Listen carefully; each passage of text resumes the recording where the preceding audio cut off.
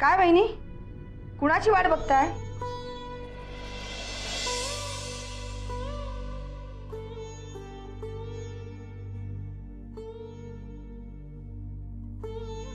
देवयानीची वाट बघताय वाटतं. कुठे असेल हो एवढ्या रात्री? तुम्हाला तिचं वागणं चुकीचं नाही वाटत? म्हणजे साक्षीचं काय किंवा देवयानीचं काय, एवढ्या रात्री त्यांचं बाहेर काय काम असेल काही कळतच नाही. म्हणजे त्यांची काळजी वाटते म्हणून बोलले हो मी. आता तरुण मुलीने एवढ्या रात्री बाहेर राहायचं आणि बिचाऱ्या आईने घरी वाट बघायची, हे तुम्हाला तरी पटतं का हो? त्यात वाढदिवसाच्या दिवशी असं घराबाहेर राहणं म्हणजे. हो हो, आज देवयानीचा वाढदिवस ना, विसरलेच होते मी. मग काय, विक्रमादित्य तिला वाढदिवसाची पार्टी दिल्याशिवाय मुळीच सोडणार नाही.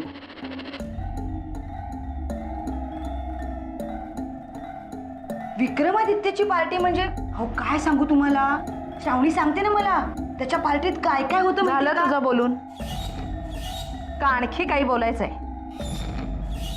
नाही, म्हणजे फक्त मुलींवर लक्ष ठेवा एवढंच सांगायचं.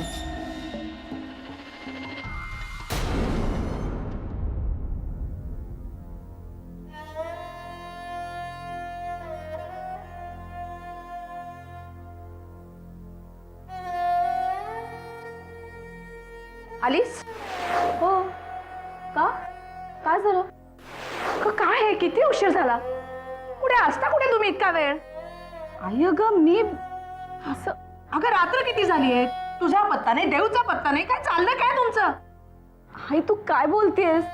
तुला विचारून तुझंच औषध आणण्यासाठी गेले होते ना मी.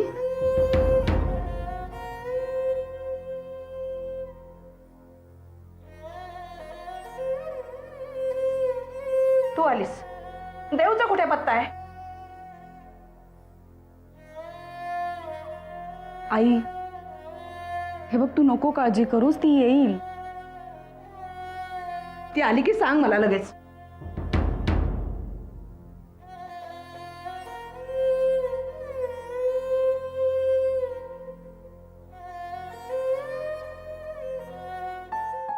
तू कल्पनाही करणार नाहीस देवानी आम्ही किती खुश आहोत, खूप खुश आहोत.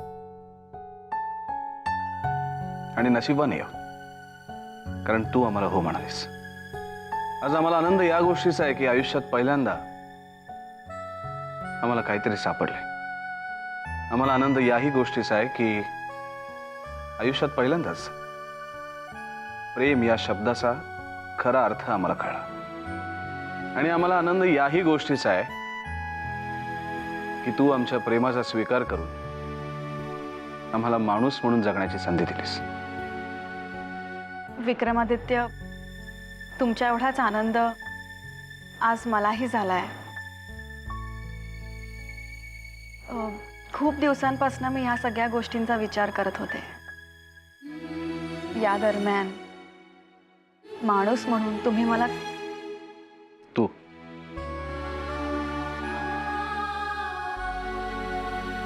तू माणूस म्हणून तू मला खरंच खूप ग्रेट वाटलास. आणि म्हणूनच तुझ्या प्रेमाचा अगदी मी मनापासून स्वीकार करते.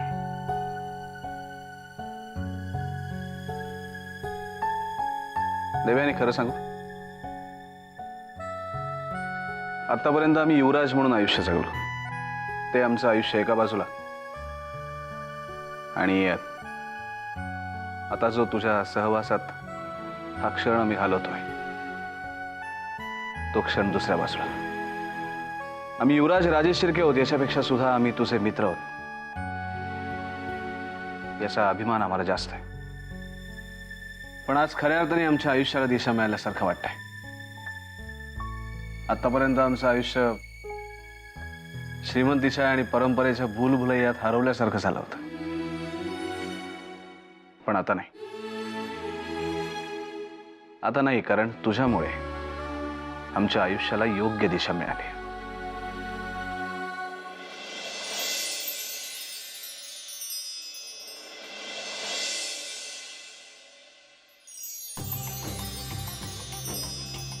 हाय हाय. देव, काय हे? किती उशीर केला? गिफ्ट उघड ना. काय ते? नाही उघडणार. अगं उघड ना. असं काय करतेस? मला बघायचंय. नाही सांगितलं ना. ठीक आहे, आपण एक काम करूया. मी आईला बोलवते. म्हणजे काय, आपण एकत्र मिळून जर ते उघडलं ना तर आपल्याला आई साक्षी, चुप. आईला काही सांगायचं नाहीये. नाही ना. मग सांग मला काय तर. मला काय माहित. त्यांनी दिलं, मी घेतलं. देव, तू तिथे गेली होतीस ना? सांग ना काय काय झालं. विशेष काही नाही. हे बघ, तुझा चेहरा सांगतो मला नक्की काहीतरी झालंय. माझ्यापासून जर लपवण्याचा प्रयत्न केला तर. देव आले का ग? हो आई, आले मी. आई लवकर बाहेर ये. लवकर बाहेर आहे का? आता हे कुठे ठेवू मी? साक्षी, लपव ना प्लीज प्लीज प्लीज. लपव ना प्लीज. साक्षी, देऊ, अगं काय, किती वाजले? किती उशीर झाला? होतीस कुठे तू एवढा वेळ? अगं आई, मी तुला सांगून गेले होते ना, विक्रमादित्यला भेटायला चालले आहे. तिथे ना त्यांनी पार्टी ठेवली होती. म्हणजे मला माहितीच नव्हतं, म्हणून देऊ, तू चल माझ्या बरोबर. मला बोलायचंय तुझ्याशी. ये ये.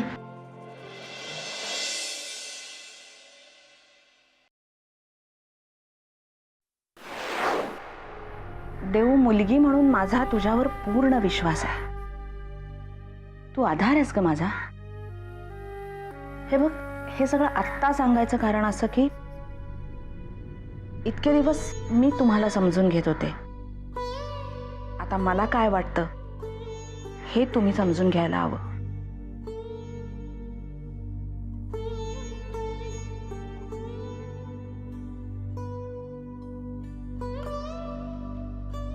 हे बघ, माझ्या तुमच्याकडून अपेक्षा काही फार वेगळ्या नाही आहेत.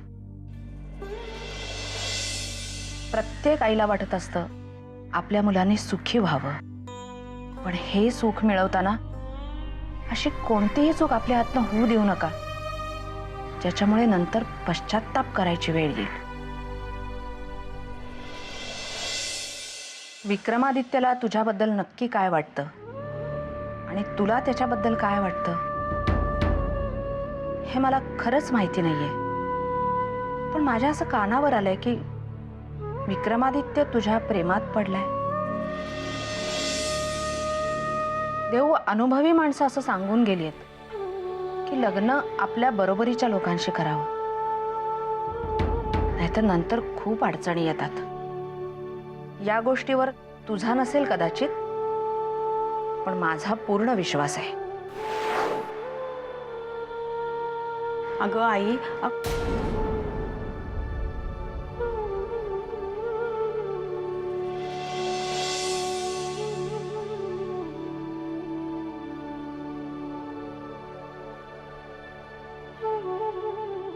आई, मी तुला एवढंच सांगेन, आत्तापर्यंत आमच्यावर जो विश्वास ठेवलायस तोच यापुढेही ठेव.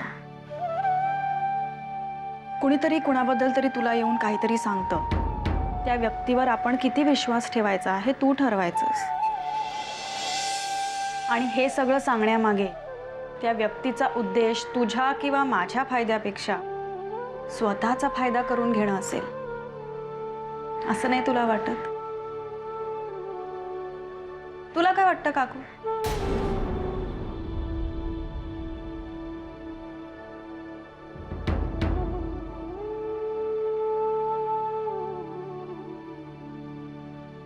त्या सगळ्यापेक्षा देऊ, मला तुझी काळजी वाटते म्हणून बोलले. अजिबात काळजी करू नकोस आई, आम्ही असं काहीही करणार नाही ज्याने तुला वाईट वाटेल.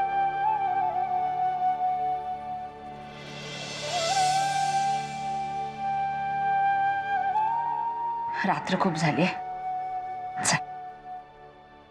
तू जा आई, मला जरा काकूशी बोलायचं आहे. मी येतेच.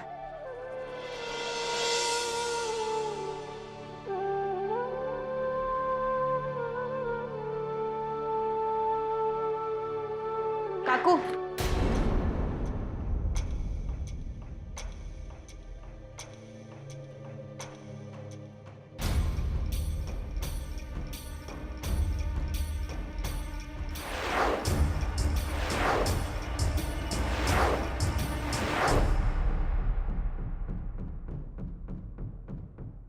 विक्रमादित्याला भेटायला गेली होतीस ना?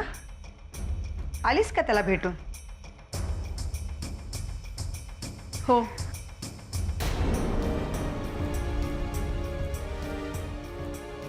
हे बघ काकू, विक्रमादित्यच्या आणि माझ्या नात्याकडे बघण्याच्या तुझ्या आणि माझ्या नजरेमध्ये खूप फरक आहे. तुला कितपत कळेल माहित नाही, पण आईला मी जे सांगितलं तेच तुलाही सांगते. आपण ज्याला ओळखत नाही, आपण ज्याला जवळून पाहिलं नाहीये, त्याच्याबद्दल कुठलंही मत मांडण्याचा आपल्याला अधिकार नाही.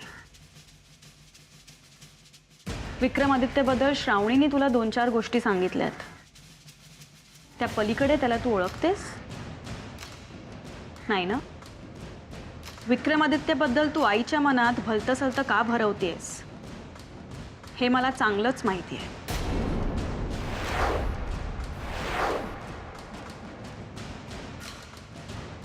त्याबद्दल मला काहीच बोलायचं नाहीये. फक्त एवढंच सांगते, आता हे नाटक बंद कर.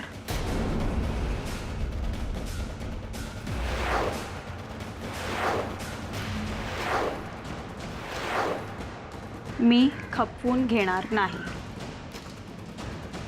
तू जरा जास्तच बोलतेस असं नाही वाटत तुला? माझ्या बोलण्याकडे लक्ष देण्यापेक्षा तुला कमीत कमी आणि गरजेपुरतंच कसं बोलता येईल त्याच्याकडे लक्ष दे. तेच तुझ्या फायद्याचं आहे.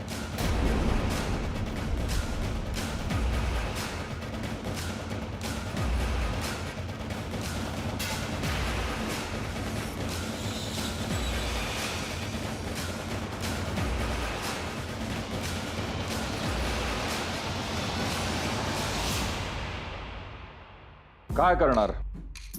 इच्छा असूनही आम्ही राजकारणात भाग घेऊ शकत नाही. घरच्या बिझनेसकडे लक्ष कोण देणार? विक्रमादित्य ना, तो आहेत ना, त्यांच्याच भरोशावर तर आम्ही राजकारणात उडी घेणार होतो. पण आता त्यांच्याविषयी वेगळं काय सांगायचं? तुम्हाला तर सगळं माहितीच आहे.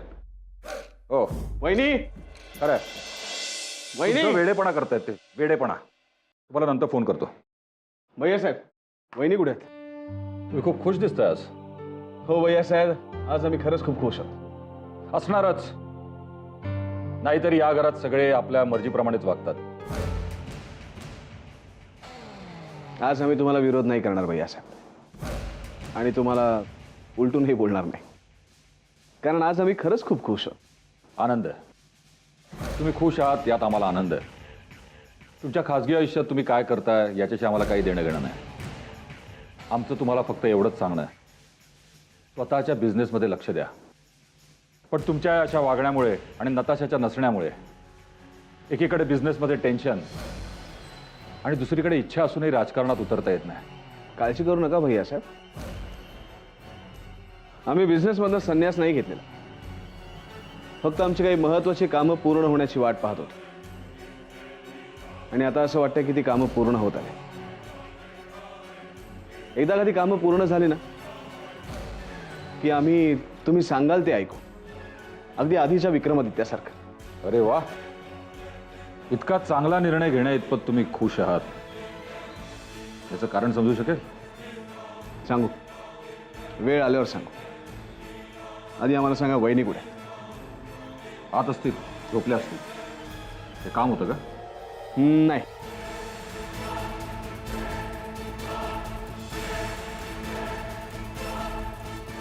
सख्खे भाऊ आहेत आमचे, पण आतापर्यंत आम्हीच त्यांना ओळखू शकलो नाही.